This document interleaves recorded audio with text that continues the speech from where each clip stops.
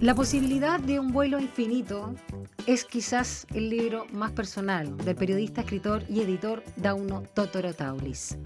La nueva publicación de Seibo comienza con una fotografía tomada entre marzo y abril de 1942, con un auto modelo Lincoln Zephyr detenido en algún lugar de la ruta entre la ciudad de Corpus Christi y la bahía Matagorda, Texas, Estados Unidos. En esa ruta, una pareja posa coquetamente a la cámara, recreando una escena de la película Somewhere I'll Find You. Él, con los brazos cruzados al frente, imita al personaje de Clark Gable, y ella, trepada sobre la cajuela, adopta el gesto enigmático de Lana Turner. Ambos, acaso, actúan la impostura. ¿Qué te puede suceder en un avión, cariño? Pareciera escucharse al fondo. El hombre de la imagen se llama Roberto Taulis Bravo, en ese momento de 32 años, y es piloto de guerra. Ella, a meses de cumplir 26, es Inés Moreno Rigal, una famosa actriz, pronta a ser famosa actriz chilena. Dentro del auto, mientras ellos posan, se encuentra su hija, María Inés Taulis Moreno, que a su 1 año y medio de edad le acaban de cambiar los pañales. La pequeña es la madre del autor de este libro.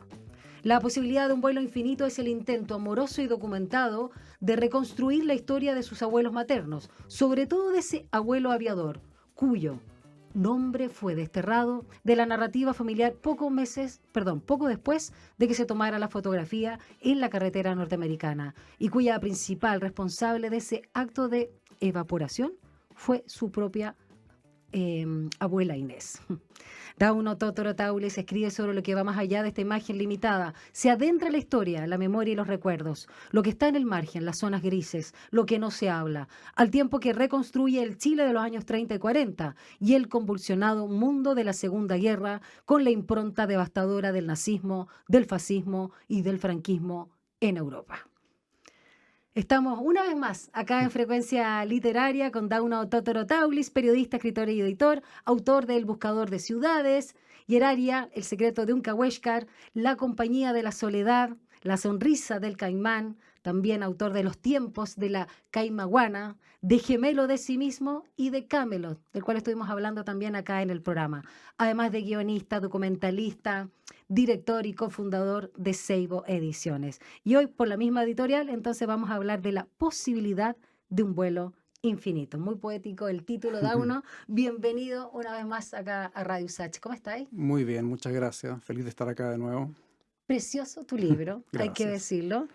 Precioso, y tal como parafraseando a la Ale Costamaña, a quien yo le recomendaba tu libro, es una muy buena síntesis de alguna manera entre el acto amoroso de un nieto, de un hijo que quiere darle un padre y ponerle más forma a su madre ya octogenaria y agónica, ¿no? Poco antes de que muriera, tú empiezas a escribir, pero también es una forma, como lo decía en la introducción, de hablar de un mundo que nos parece lejano, pero no es tanto, y que esto reverbera, ¿no? Exactamente. ¿Cómo fue Sí. esta intención? Mira, yo siempre tuve la inquietud o la curiosidad de saber quién era este señor, que al final el señor desapareció o murió o dejó de estar presente a los 33 años, ¿no? Pero como es abuelo, ¿no? Entonces es un señor. Saber quién era esta persona, este personaje que además pertenecía a un mundo tan ajeno al mío, ¿no? Al mundo militar. Además que de lo poco que yo sabía, que era una persona de una extrema, de lo que hoy consideramos, ¿no? Una extrema derecha. Entender por qué, si él era así, mi familia terminó siendo el polo contrario, y yo también, y mis hijos, qué sé yo, ¿no? Y entender también, sobre todo, por qué mi madre no tuvo padre, y por qué le fue negado, y por qué fue borrado, digamos, de la narrativa familiar. Era un personaje muy misterioso, ¿no? Pero sobre todo me interesó en su momento, ya antes de decidirme a escribir el libro, me interesó porque el trauma que yo siempre sentí en mi madre, de no haber tenido padre, de haberle sido prohibido, mi madre no podía pronunciar el nombre de su padre, porque le pegaban una bofetada. Mi madre no podía preguntar por su padre porque le gritaban, ¿ah? Nunca tuvo nada de él, ni una fotografía, ni un recuerdo. solamente el saber que tuvo padre, como todos los otros niños tuvo padre, ¿no? Entonces era muy extraña la reacción de su madre, de mi abuela, digamos, que quiso borrarlo, que lo arrancó de todas las fotos, de todos los álbumes, que quemó toda la ropa de él y que prohibió su nombre, ¿no? Entonces ese trauma con el cual vivió mi madre se fue exacerbando hacia el final de su vida, ¿no? Y cuando ella estaba ya agónica, yo dije, bueno, yo me voy a dar la tarea, ¿no?, de que una vez que ella muera, de construirle a este padre, ¿no?, de investigar quién era, y si no puedo contar su biografía, entonces voy a inventarle su novela, ¿ya? Inventar el personaje. Y entonces hice esta mezcla de investigación, que fue una investigación profunda, digamos, sobre todo de la época, buscando retazos y recuerdos de esta persona, contextualizando con la época también, y finalmente construyendo a este padre inexistente, que se lo ofrezco, digamos, a la imagen de mi madre, el recuerdo de mi madre, como una ofrenda. No alcanzó a leer el libro, obviamente, pero yo me siento contento de haber construido este personaje que a finales de cuentas, me doy cuenta también, era importante para mí, ¿no? Porque uno finalmente tiene un abuelo, ¿no?, y quiere saber quién es, de dónde viene uno. Y también para mí era importante reconstruir la época, porque es una época, los años 30 y 40, que marcó profundamente toda la historia familiar de muchas personas, ¿no? Y de la mía también, por lado y lado, ¿no? Por el lado paterno en Italia durante la Segunda Guerra Mundial, los Tótoros, y por el lado materno este personaje que, bueno, a quien lea el libro se enterará de lo tan involucrado que estaba con el pensamiento de un bando de la Segunda Guerra Mundial, ¿no? Absolutamente. Tu madre, por lo que recuerdo del libro, y corrígeme, cumplió 3 años el día del funeral, la desaparición, ¿no?, o la muerte, vamos a ponerlo así, de Roberto Taulis Brauis fue el 27 de junio de 1944. El 30 de junio de ese mismo año, tu madre cumplió 3 años, ¿no? Sí. Y ahí voy a engancharme con algo que es muy propio, no solo la pregunta de dónde está mi papá, y esa respuesta tan común que se da, ¿no?, de que está en el cielo, que Sí. acá calzaba y no le hacía mucho sentido porque siempre estuvo en el cielo Exactamente. su padre aviador. Claro. No le hacía sentido cuando ella preguntaba dónde está mi papá, que le contestaran está en el cielo, ¿no? Y decía, bueno, pues si mi papá siempre está en el cielo, ¿no? O sea, qué absurdo lo que me digan, o sea, es decir, nunca aterrizó, ¿no? Sí, Él fue, por eso que es el vuelo infinito, ¿no? exactamente. Mm. ¿Y cómo sientes, más allá de la parte final, muy emotiva también, que tú cuentas de tu madre, ya una persona octogenaria, cómo esto también vuelve al cuerpo, la memoria del cuerpo, la memoria emocional?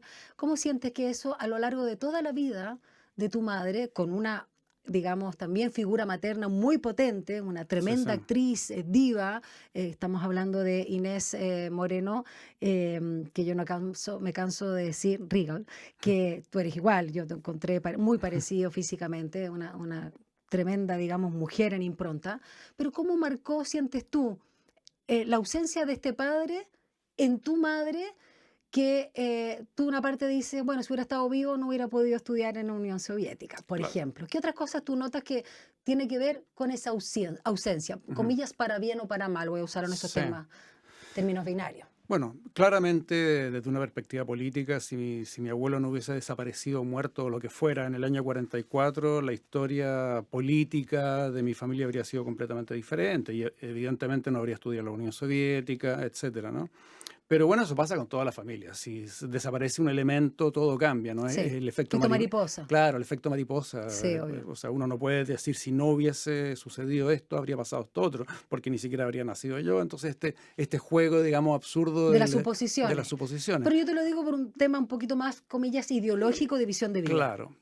Ahora, en términos ideológicos, esta muchacha jovencita, Inés Moreno, la esposa de Roberto Taulis, con la cual ella se casó muy joven, ¿no? Ella tuvo un viraje político, un viraje ideológico muy fuerte, incluso en vida de Roberto, mientras ella estaba casada con él. Y fue a través de la poesía, ¿no? Ella se empezó a interesar mucho, sobre todo cuando conoció Augusto del Mar. a Augusto del Mar, y Oscar escuchó que él leyó en público, Sí. introdujo, hizo público el responso a García Lorca de Óscar Castro. Mi abuela lo escuchó y quedó loca con esto, sin entender quién era Óscar Castro, sin entender quién era García Lorca, sin entender, pero ella se preguntó por qué matan a los poetas, ¿no? Y ella en su casa, hija de militares, ¿no? Escuchaba el análisis respecto de la guerra en España, de la guerra civil española, y en su casa los buenos eran los franquistas, ¿no? Y no podía entender cómo los buenos mataban poetas, ¿no? Y empezó a leer a García Lorca y empezó a buscarlo y buscó a Óscar Castro y Óscar Castro le explicó la guerra desde la poesía y ella empezó a cambiar, ¿no?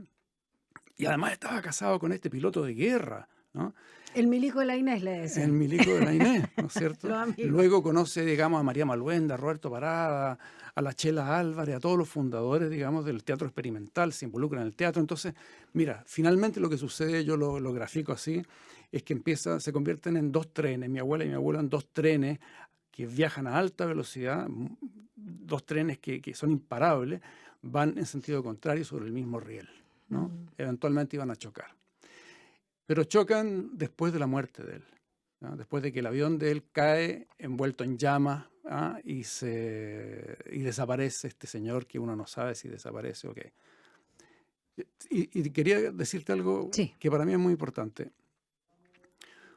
Contarle esta historia fue como haber encontrado debajo de la cama de mi mamá, ponle tú, haber encontrado la caja de un puzzle, ¿no? Esos puzzles de 1000 piezas, ¿no? Haber abierto la caja y ver que de esas 1000 piezas quedaban 80. O sea, es un puzzle completamente incompleto. Yo dije, bueno, este es el puzzle de la vida y de los dolores y de los amores de mi madre. Voy a tratar de construirlo. Y logro poner algunas piezas, pero luego, ¿cómo construyo un puzzle al que le faltan la gran mayoría de las piezas?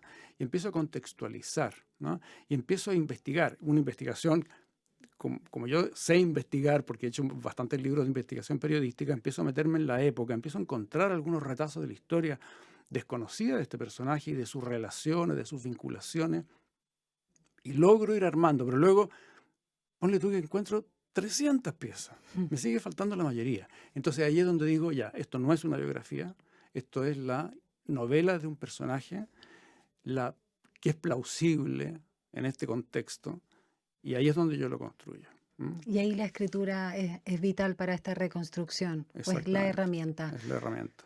Quería preguntarte, porque también dentro del libro se hace alusión a la beta, digamos, ficcional o literaria de tu madre, que es un libro autobiográfico.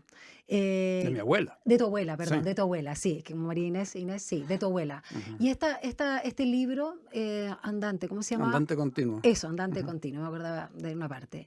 Ella se ficciona, cambia los nombres, tú incluso te ríes un poco Ujú. porque es como, ella se llama Catalina Romero, que es una autora que acabo de entrevistar, y le Sí. dije, mira, le conté de esa sincronía, no sé, Juan Enrique, ponte tú, se llama Juan Roberto, Eduardo. Eduardo, ya, Sí. pero en el fondo ya, Claro. ok, tú tienes muy claro de quién están hablando. ¿Cuánto te sirvió ese material? Tú contabas, estaba en la casa, ella lo publicó, estaba Ujú. dando vuelta. A esta señora ¿Cómo fue eso? le dio por hacer de todo, ¿ah? Fue Inés Moreno. Inés Moreno, claro, Ya. fue actriz, de hecho fue Sí. la protagonista de la primera superproducción de Chile Exacto, Film, Romance ¿no? de Medio Siglo. Romance de Medio Siglo, ella fue la protagonista. Era actriz, sobre todo era actriz de teatro, y ella cultivaba un arte que fue muy movido, muy promovido en cierta época. A los teatros se iba a escuchar a las declamadoras, Sí. ¿no? A María Maluenda, que competía con amigas, pero competían, Ujú. ¿no? María Maluenda era muy Gabriela Mistraliana, Ya. y mi abuela era muy nerudiana y García Sí. Lorquiana, ¿no? Y la gente iba al teatro a escucharlos declamar poesía, ¿no?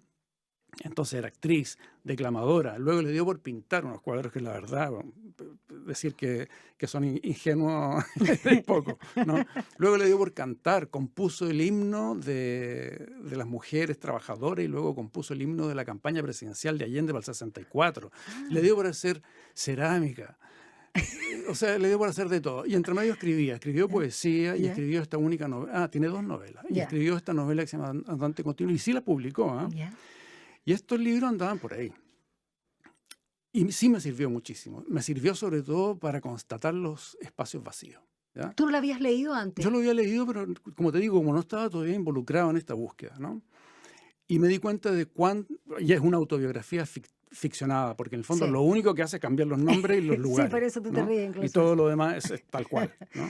Y me doy cuenta que al leer esa novela, de lo importante que fue para ella borrar del mapa a este Roberto Taule. ¿ya? Y la forma agresiva, violenta en la que ella se desliga como madre de sus hijas, de las hijas de este aviador. ¿no? O sea, la única vez que hace mención a Inés y Mariana. María Inés y Mariana, claro. Eso. María Inés. Dice, engordé mucho en el embarazo, me dolió mucho el parto, cabra de mierda. O sea, en el fondo, las hijas son un estorbo. Y las hijas son un estorbo sobre todo porque le recuerdan al piloto. ¿ya? Y por tanto las maltrata. ¿ya? Y ese maltrato, por supuesto que genera, junto con la prohibición de nombrar a su padre, el maltrato de la madre, dándose uno cuenta, ellas, ¿no? dándose cuenta de que es porque seguramente porque le recuerdan al padre. Y le duele demasiado. Es un trauma gigantesco que se va acrecentando con la edad. ¿ya? Uno dice, bueno, pero ya cuando uno es viejo, ¿por qué te va a importar tanto, digamos, que tu madre haya sido así o asá? No, pero es que esto queda grabado en otro plano. No queda grabado en el plano de que uno crece y se le pasa. Queda grabado en el plano de las emociones con las cuales tú construyes. Y en el árbol genealógico completo. Claro. Ella tuvo la pesadilla recurrente siempre de que el avión de su padre de pronto terminaba este vuelo infinito y aterrizaba en el patio de la casa. Y veía a su padre y la conflictuaba mucho porque su madre se había casado de nuevo. Entonces tenía otro papá. Sí. Entonces, ¿cómo le iba a decir papá uno y papá al otro? Y lo escondía. Lo escondía entre las plantas. Sí. ¿no? A su papá y al avión. Entonces eran grandes traumas.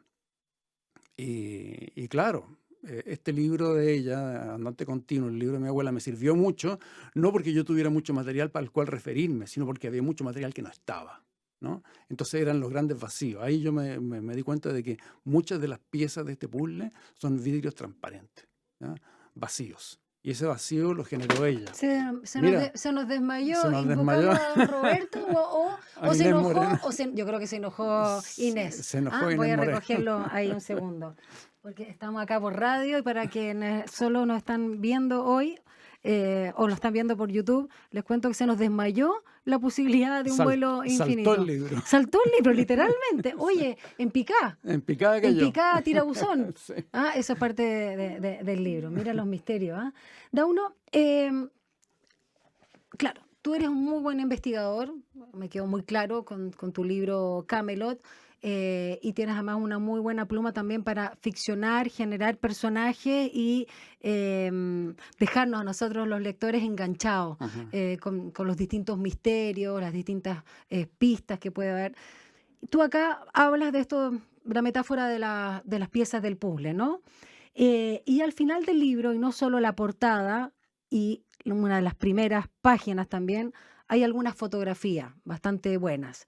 Pero tú al final me mostrabas también que todo era como desperdigado, ¿no? Todo estaba como muy roto. Están las fotografías, las que quedan, las imágenes que no fueron quemadas en un tambor petrolero, pero también la búsqueda de archivos, desde un acta de nacimiento. Hablemos un poquito de esas pesquisas donde tuviste que ir a Argentina y que lo cuentas con mucho humor para contar las diferencias idiosincráticas. Sí, bueno, es que eso es una parte fundamental de este libro, que es de lo que más me entusiasmó. Y es que este señor no existe. En términos formales no existe. Porque en el momento que mi madre muere y yo trato de reconstruir el personaje, digo, ya, lo primero que voy a hacer... porque mi madre me dice que nunca fue a su tumba. ¿no? Y dije, bueno, si nunca fue a su tumba, voy a ir yo. Y apenas murió mi madre, yo fui al mausoleo de la Fuerza Aérea, donde están enterrados todos los pilotos de la Fuerza Aérea que murieron en acto de servicio. Mi abuelo, pilotando un avión de la Fuerza Aérea, cayó a pique, el avión se incendió, es decir, murió en acto de servicio. ¿no? Y al llegar yo al mausoleo de la Fuerza Aérea, lo encuentro cerrado, está cerrado con candado, trato de abrirlo. La verdad es que le metí palitos y todo, no lo logré. Tu época revolucionaria, ahí presente. Y la cosa es que yo llamé por teléfono al servicio de funerales de la Fuerza Aérea, qué sé yo. La cosa es que me dicen, oiga, averigüe bien cómo se llamaba este señor, averigüe si era de la Fuerza Aérea y averigüe si existe porque no nos figura. Entonces, ¿cómo que no le figura en ningún lado? Entonces, lo que hice fue lo único que yo encontré entre las cosas de mi madre, cuando uno en este acto de arqueología familiar, ¿no? Cuando muere un padre, una madre o alguien, escarban los cajones, Obvio. etcétera, lo único que encontré fue la copia del acta de matrimonio de Roberto Taulis con Inés Moreno, donde aparece su nombre y aparece un número, donde dice número de identidad, un número que tiene 4 cifras, slash y otra cifra. Que no era el ¿Ya? clásico run chileno. Run chileno no era, ¿no? Entonces yo intenté buscar, como por recomendación de este gallo de la Fuerza Aérea, me metí en la página del registro civil. Por supuesto que cuando metí el número que aparecía ahí en la página me dijo que esto no existe. Me recomendaron que fuera a la oficina física del registro civil. La primera vez que fui me mandaron a la cresta, me dijeron eso no existe, ese número no significa nada. Fui a otro, el gallo que me ayudó gritó eureka porque encontró un certificado de defunción y el certificado de defunción no correspondía para nada. Digamos, con mi abuelo que había muerto supuestamente en el 44. Y este murió en el con 80 y tanto. el 87, con el mismo nombre que Roberto Taulis. Bravo. Bravo, era muy extraño, y los dos se llamaban Roberto Taulis Bravo, Sí. porque era un alcance de nombre finalmente. La cosa es que nunca hubo certificado de nacimiento, nunca hubo certificado de defunción, nunca hubo registro documental de ninguna naturaleza que puedas... O sea, él existió porque yo existió porque está en la foto, existió porque está se casó con mi abuela, ¿no? Pero oficialmente y formalmente no existió, como si alguien lo hubiera borrado. No solamente arrancaron su foto de los álbumes familiares, no solamente quemaron su ropa y todos los recuerdos, sino que de alguna forma u otra alguien lo hizo desaparecer incluso de su existencia legal, ¿ya? Lo cual es un gran misterio que no logré dilucidar en toda la investigación. Y para mí eso fue, digamos, la consagración del personaje, ¿no? El personaje se mantiene consistente hasta el final, ¿no? Él no aparece. No logro logro construirlo imaginariamente, pero no logro encontrarlo, ¿ya? Y para mí esa es la consumación de una historia maravillosa. Vamos a escuchar música, Dauno, y después te vamos a escuchar a ti, leer algunos fragmentos, porque nos hablabas, que no es la protagonista, pero obviamente sí, de alguna de las grandes virtudes e inquietudes de tu abuela, Inés Moreno Rigal, pero vamos a luego escucharte para conocer también lo multifacético, temerario y fascinante que era justamente tu abuelo. ¿Te parece? Me parece.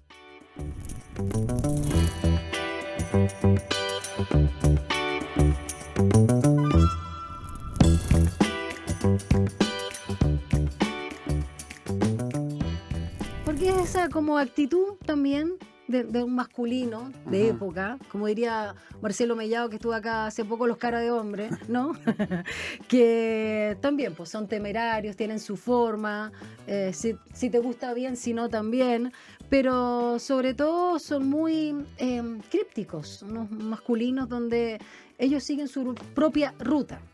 Y esto lo quiero hilar, por supuesto, con una frase tuya, Dauno Taulis, acá en tu libro La posibilidad de un vuelo infinito.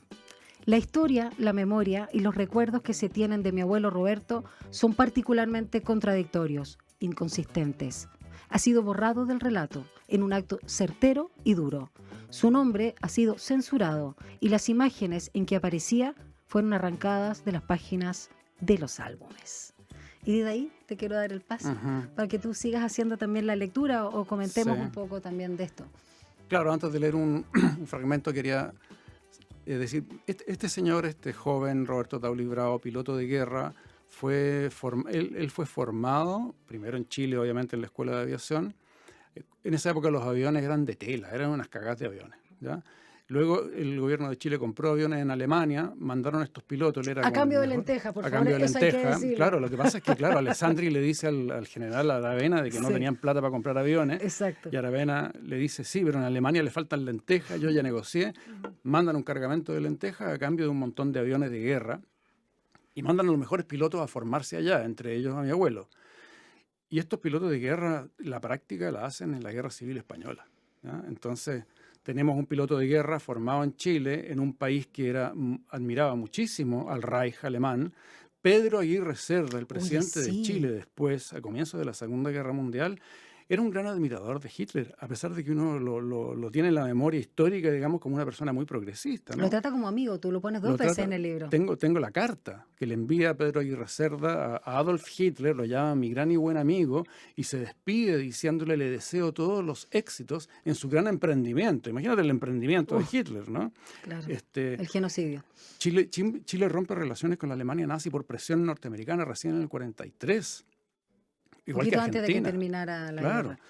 Pero los gringos también, Estados Unidos se meten en la guerra, no se habrían metido si es que no los japoneses no bombardean Pearl Harbor, los gringos no quieren ir a Europa, es decir, es un mundo muy, muy extraño. En Chile, en términos generales, la población, una buena parte de la población, era partidaria del Reich en la guerra, ¿no? Eso no lo sabemos, eso no se nos enseña, ¿ya? Y estos pilotos de guerra como mi abuelo tenían una gran admiración por la Luftwaffe. Mi abuelo tenía una gran admiración, ¿ya?, por el Reich. Pero quería vincularlo con lo siguiente. Uno puede decir, ¿por qué voy a leer yo? ¿Por qué me va a interesar la historia del abuelo de otra persona? ¿Ya? En el fondo aquí lo que yo creo que puede interesarle, o lo que yo estoy seguro de que puede interesarle a los lectores, no es tanto quizá la historia de mis abuelos, ¿no?, sino que es la historia de cómo se construye la historia familiar y cómo se construye también el espacio, la época, los años en que ocurre la historia. Para mí, reconstruir la época de Santiago, de Chile, de Texas, de Alemania, 1930, 1940, fue un desafío, ¿ya? Un desafío muy hermoso además, porque encontré muchas cosas. Mi abuelo era no solamente piloto de guerra, sino que él se creía idéntico a Clark Gable, Sí. ¿ya? Él Cultivaba el look. Claro, cultivaba el look, era un gran bailarín, empecé a encontrar Y un cosas, un dibujante dibujante eximio. eximio, ¿no? Parece que era un tipo muy atractivo, muy, muy interesante, ¿no? Pero era piloto de guerra, era nazi, y después se fue a formar como piloto de guerra, como bombardero en picada en Estados Unidos. Es muy raro que una persona con filiación nazi luego llegue a Estados Unidos, a las bases militares norteamericanas, se entrene como piloto de guerra de la US Navy. Y ahí lo ¿ya? dejan, digamos, aparte, que se quede de la comisión Claro. Aravena, ¿no? O O sea, Aracena. cuando van todos los pilotos chilenos Sí. a formarse, Eso. que es un curso de 9 meses para los pilotos de bombardeo en picada, todos regresan Sí. y él no, él se queda y lo mandan a otra base militar y lo entrenan en algo que nunca nadie sabe qué es, yo no logré encontrar, se queda un año más, ¿ya? Y luego regresa, y justo cuando regresa es cuando se cae el avión en el que él supuestamente muere. No hay registro de acta de defunción ni nada, pero a lo que voy, es cómo se construyen las historias. Todas las historias familiares tienen un tejido extraño, ¿ya? Y eso yo quería leer un poco de esto, ¿no? Y más de un punto corrido. Y más de un punto corrido, ¿no? Porque en el fondo yo digo aquí, ¿cuál es la sustancia de los recuerdos, ¿no? Te escuchamos, Dauno. ¿Sí? Vamos. ¿Con qué material se fabrica la memoria? Recordar el pasado no es diferente a recordar los sueños. La memoria suele contrabandear lo soñado para convertirlo en historia. En esa reconstrucción de la memoria, los espacios vacíos, las zonas en blanco, los relatos inconclusos o contradictorios se reemplazan y se completan con la ficción, con la fantasía. Se apela al contexto para recomponer la línea de tiempo, hasta lograr cierto grado de coherencia. Que lo narrado en este acto de fabricación de la historia sea fiel a los hechos es incomprobable. La verdad resulta irrelevante cuando las fuentes son indirectas y el testimonio disponible está permeado por las reglas éticas y morales, por los secretos y omisiones de una época ya distante. Casi siempre hay que elegir entre versiones distintas de hechos ocurridos en el pasado. Es común incluso que la memoria quede plagada de eventos que jamás han sucedido, pero aún así moran en la fábula familiar, ¿no? La historia familiar es una fábula. Entonces aquí yo trato de construir de construir una fábula y de ese modo también apelar a la historia familiar de todos nosotros, ¿no? Totalmente. Y yo apelo a eso con este libro. Aparte de lo interesante que puede ser la reconstrucción de época, Absolutamente. aparte de lo interesante que pueden ser los personajes, pero yo lo que hice aquí fue deshacer el chaleco, ¿no? Y rearmar, digamos, la bola de lana y decir, a ver dónde se cortó La esta madeja. cuestión, la madeja, ¿no? De hecho, a mí me pasó también como lectora que yo traté, y me imagino que cualquier lector o lectora puede hacer lo mismo, de situar a sus propios familiares, en mi caso Claro. por generación, también a mis abuelos Ujú. ahí, a mi madre, este Chile además, ¿no? Que como tú bien señalas, que sí, yo creo que eso sí se sabe, pero no se dice mucho porque también da vergüenza Claro. a la luz digamos, de los hechos consumados y sabidos, ¿no? El tema del genocidio y el tema de la brutalidad de Hitler es algo que no estoy justificando, parece que no se supo tanto o no se intuyó y quizás era demasiado, digamos, tarde. Pero también es cierto que en cierto sector social de nuestro país, la mayoría de la gente apoyaba al movimiento nazi y por eso también tenía sus respectivas facciones acá, que a lo mejor eran un poquito más, digamos, no solo duras, sino violentas de lo que pudiéramos esperar, entre ellos las camisas grises, ¿no? Claro, Las bueno, en tropas de Chile, asalto, en exacto, las las tropas, universidades. el movimiento nacional socialista en Chile, que era el movimiento nazista con Sí, con C, C, ¿no? Como para sí, diferenciarse sí, un poco del exacto, el nazismo con criollo, la Z. versión criolla. Claro, pero era un movimiento nacional socialista muy adscrito, digamos, a lo que era la ideología nazi fascista, ¿no? Y estaban las tropas de asalto que salían a las manifestaciones a moler a palos a comunistas, anarquistas, obreros, A cualquiera que a se le cualquiera que cruzara, se le la cruzara, verdad, ¿no? Es una claro. disputa, pero era una disputa política importante porque el movimiento nacional socialista en Chile tuvo mucha fuerza, mucha representación. González Bomaré llegó a ser diputado, ¿no? El jefe máximo, digamos, del nazismo. No olvidemos luego la matanza del 38, Mm. etcétera, ¿no? Entonces fue un movimiento fuerte. De hecho, disputó la presidencia de la Federación de Estudiantes de la Universidad de Chile, ¿no? Eh, yo estoy seguro, convencido de que los efectos del nazismo a partir del 39, cuando empieza la invasión a Polonia, las masacres, la Blitzkrieg y todo eso, eran conocidos. Aquí no se podían hacer los lesos. Ya. Y de hecho Gabriela Mistral le advierte a Sí, Pedro a Aguirre Pedro Aguirre Cerda, Cerda, ¿no? cierto. Y le dice, en América Latina hay dos países que están listos para el nazismo, son Chile y Argentina, ¿ya? Ojo, ¿ya? O sea, ella lo Es tenía muy cierto que tú claro y lo lo señalas. advierte, ¿no? Eso se lo manda como una carta porque ella era muy amiga de Pedro Aguirre Cerda, ¿no? Entonces aquí no había desconocimiento de causa, ¿ya? Ya. Había una adscripción concreta, ¿ya? A el Reich. Chile era un país que, Sabía que me ibas a responder. Está bien, claro, está bien. no, o sea, de hecho el ejército chileno había sido formado, digamos, al estilo Sí, prusiano, los aviones de guerra eran alemanes, ¿no? La colonia alemana en Chile era muy potente, la la quinta columna en Chile era muy fuerte. No sé si te acuerdas del libro de Joseph Grigulevich, ¿no?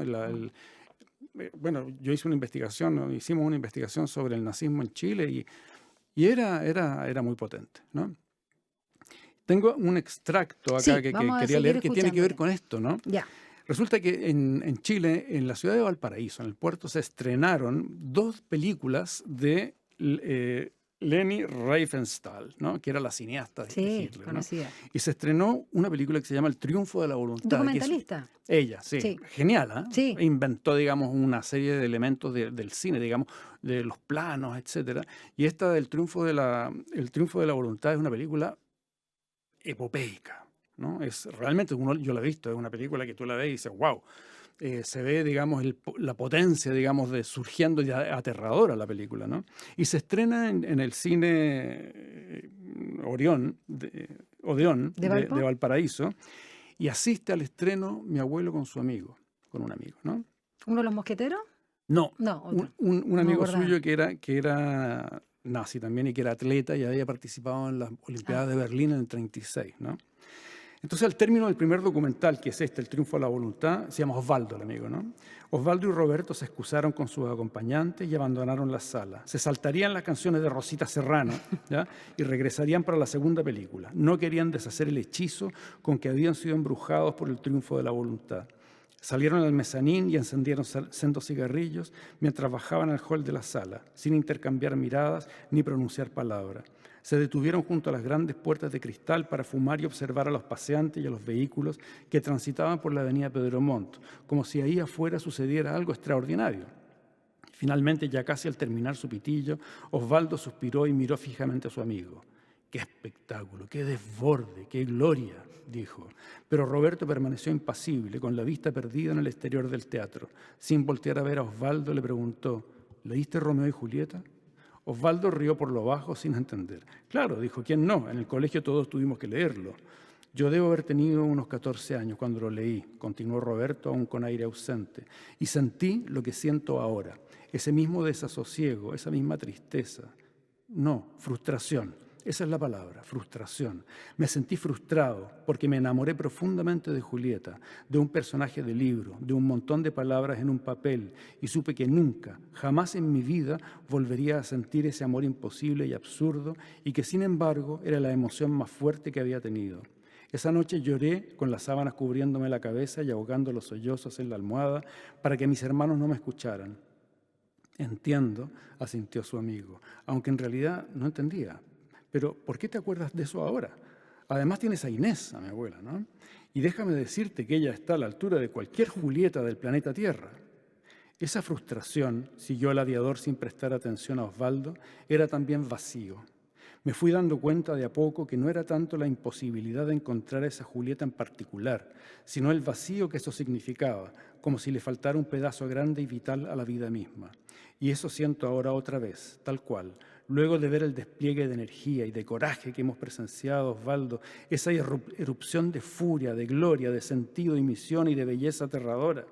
Eso que vimos en la pantalla, querido, esa amenaza brutal que se cierne sobre Europa, que le costará torrentes de sangre y la derribará hasta sus cimientos y que la transformará de raíz y la recuperará de su decadencia, de su amaneramiento. Jamás podremos experimentarla nosotros porque estamos marginados, perdidos, expulsados de la historia. Nos acaban de permitir, con crueldad, echar una mirada en un mundo al que jamás perteneceremos, Osvaldo. Su amigo sacó un segundo cigarrillo y ofreció otro a Roberto. Los encendieron en silencio, pensativos. Finalmente Osvaldo contradijo a su amigo alegando que nada ni nadie nos cierra esa puerta, Roberto. Es un asunto de voluntad, de convencimiento, porque esa idea que hoy se encarna en Europa va a trascender, va a derribar montañas y a tragar los mares y se va a extender como el fuego y no hay nada que lo pueda impedir y aquí estaremos nosotros, listos para avivar las llamas. Roberto lanzó una carcajada mientras ponía su brazo extendido sobre los hombros de su amigo y con la otra mano le señalaba la calle de arriba abajo. ¿No te das cuenta, dijo, de que somos un pueblo triste y pobre y sin aspiraciones y conformista y apagado? Somos vacas, no vacas, borregos, no, tampoco borregos, perros callejeros, solos y asustados, carroñando basura, de esos perros patéticos y famélicos a los que ninguna Julieta del mundo daría jamás un hueso ni dedicaría una mirada.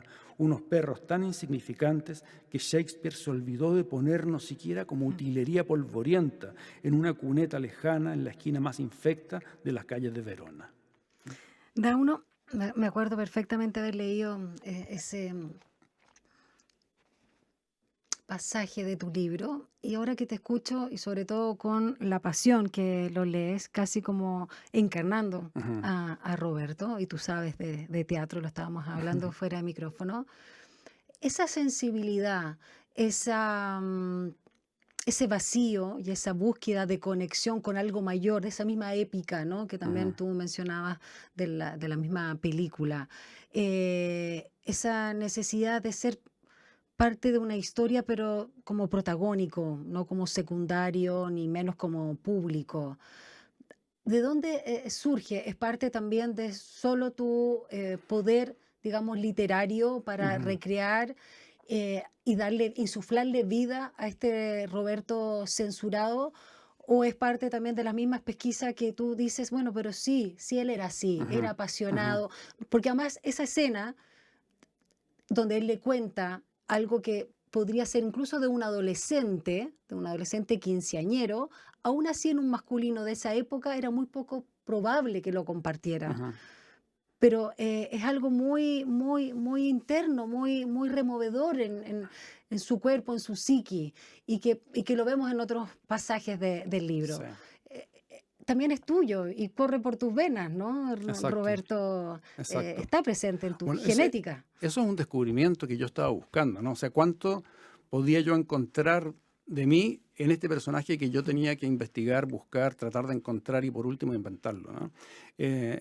Pero esta sensibilidad a la que tú haces referencia y que yo plasmo en el libro, digamos, es una construcción mixta entre esta fantasía, ¿no? Esta invención del personaje y lo que sí logré investigar. O sea, de partida, Roberto era una persona que decía que la guerra era una aventura, ¿no? Sus grandes héroes literarios eran bastante básicos también, ¿no? Eran adolescentes, eran los tres mosqueteros, Sí. ¿no? Él se llamaba a sí mismo Athos, no, Aramis, Aramis, perdón, y Aramis. sus dos hermanos eran Sí. Athos y Porthos, ¿no? Él era un espadachín, y como ya no habían espadachines en Y ese hacía el momento, cosplay y se vestía, ¿no? Era el ñoño claro, igual. sí, se vestían con el sombrero de pluma, llegaban así a las fiestas, ¿no? Y como ya los espadachines elegantes en la guerra ya no existían, para él la elegancia estaba en el pilotaje, ¿no? En el uniforme perfecto, en surcar los cielos, ¿no? Para él la Y guerra era una tenía muy buen aventura. gusto, de hecho. De hecho, él diseñó el Sí, uniforme de los cadetes de la Fuerza Aérea, sí, lo diseñó él, ¿no? exacto. Y trató, perdona, de bodrio la bandera de la Del Movimiento Nacional Socialista. Exacto, Decía que esto exacto. parece la bandera del sindicato electricista, decía, ¿no? Sí, me maté de la risa. Claro. Perdona, te interrumpí. Sí. No, él tenía esta sensibilidad, era un gran dibujante, alcanzó a estudiar 2 o 3 años de arquitectura, siempre lo echaban de todos lados. Medicina. Medicina, lo echaban porque él era un rebelde, ¿no? Era como romántico en el sentido también de la Sí, época del sí, romanticismo, no solo de la figura claro. Y hay que busca el encuentro. algunos retazos que encontré, digamos, algunas críticas que le hace el propio González Bonmarés, ¿no? Y la Tita González Bonmarés, que además era esposa de su hermano, ¿no? Exacto. Y que son sus padres, digamos, intelectuales, morales, qué sé yo. Exactamente. Pero Roberto veía en el nazismo la gallardía, ¿no? Veía en el nazismo esta cosa aventurera. No estaba ni ahí tanto con la parte ideológica, ¿no? Yo creo que lo superaba, ¿no? Él tenía esta intencionalidad más estética, ¿no? Por eso Clark Gable, que era el actor favorito Claro, de Hitler. el actor favorito de Hitler, por supuesto, ¿no? Y de hecho, cuando vino Clark Gable a Chile a inaugurar el teatro MGM de la Metro Sí, Golden Mayer, 36. él lo perseguía por todos lados, ¿no? Y le hacía señas para que lo viera y dijera, o Clark Gable dijera, oh, hay un doble, igualito a mí, un ¿no? ¿cómo se dice? Doppelganger. Eso, exacto. Sí. Pero sí, él tenía esta sensibilidad, digamos, cantaba, bailaba, dibujaba, y era un piloto de guerra y lo único que quería era participar en una guerra, ¿no? Entonces era la sensación de que la vida es corta, es breve y hay que morir joven, ¿ah? Esta cosa como medio del club de los 27 años, un Sí, Kurt Cobain, digamos, del pilotaje, ¿no? Yo veo en él, digamos, esta pasión suicida. Sí, yo te quería comentar a propósito de lo mismo. Uno de los capítulos de tu libro tiene un título súper sugerente, no solo para Inés Moreno Rigal, en cuanto a calidad de diva, una mujer con mucho carisma que a los 19 años arranca sola a un bar, no sé si de mala muerte, pero para su círculo social sí, en Valparaíso, y se encuentra con Augusto Dalmar, como recordamos en la primera parte, y le exige que le dé la hoja del cuaderno, Sí. porque está de cumpleaños ese día de Óscar Castro, y ella muy, Ujú. digamos, chora, como se diría, ¿no?